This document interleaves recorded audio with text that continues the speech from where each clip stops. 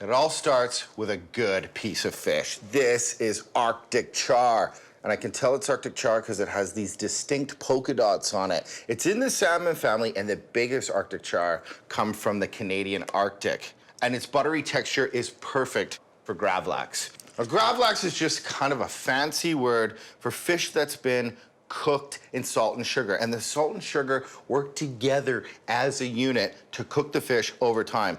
And I love a little bit of booze, so I'm using gin. Gin has these wonderful like pops of pine and juniper, and it goes so well in this recipe, but I've got another trick up my sleeve.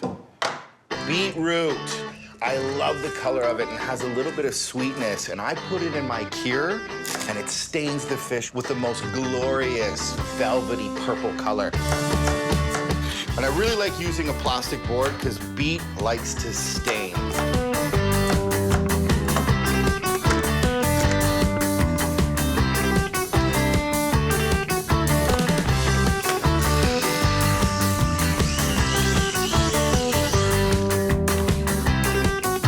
Dill is classic in a Gravlax, and it adds so much flavor.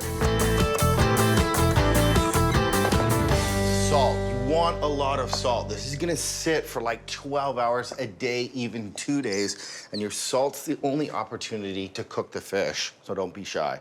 Seems like a lot, but I'm gonna keep going.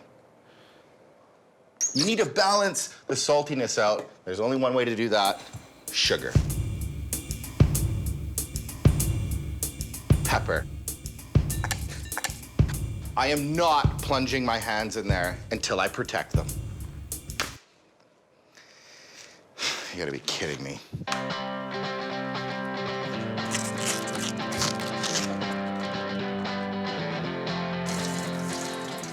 Thank you, gin, for doing your job. The gins are already started to cook the fish, and it's all still ice cold. Let's go beet crazy.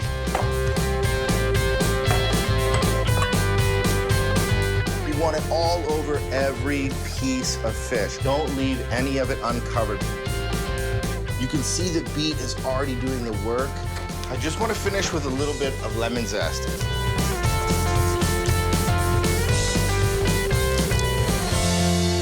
want to seal the deal with a little bit of plastic wrap.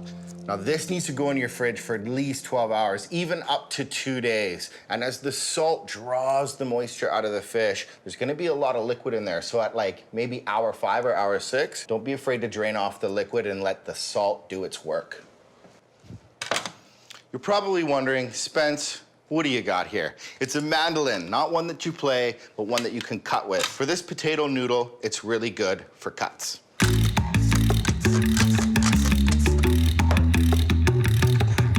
That's a good slice.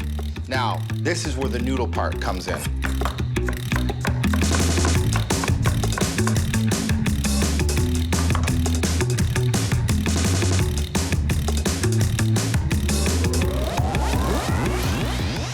Start these, you need a little canola oil and high heat. You want the pan nice and hot because the potatoes have a lot of starch in it. Seasoning time, salt. Little fresh pepper. And because it's potatoes, they're gonna wanna go brown. So a little bit of lemon juice is gonna shut that down. You can just finish with a little bit of butter.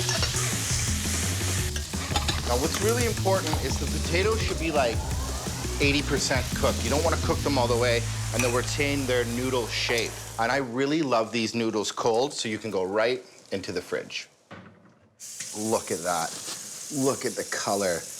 Because it's been in there for so long, you can just rinse off all the beet, the lemon, and the dill, and look what you're left with.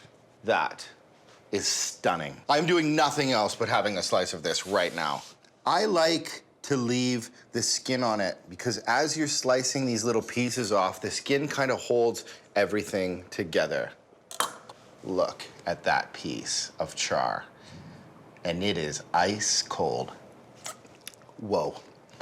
It's really salty. It's sweet. There's lemon, and the juniper and the pine from the gin is just giving it a little kiss. The only thing left to do is a simple yogurt, and I really like this sauce because it plays with the potatoes and with the Arctic char. I really like the taste of chives and yogurt, and I love how simple this is. There's some good fat in the yogurt, so putting in a little lemon just drives right through it like a freight train. A little salt and pepper, and you're done.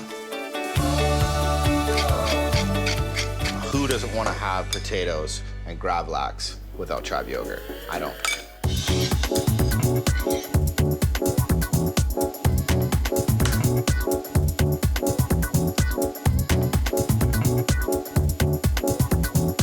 Some things are too pretty to eat, but trust me, I'm gonna have no problem tasting it. I love the cold preparations in it. This Arctic char with the salt and the gin. These potato noodles are the coolest thing going, and that dish I am really proud of. Looks like sunshine.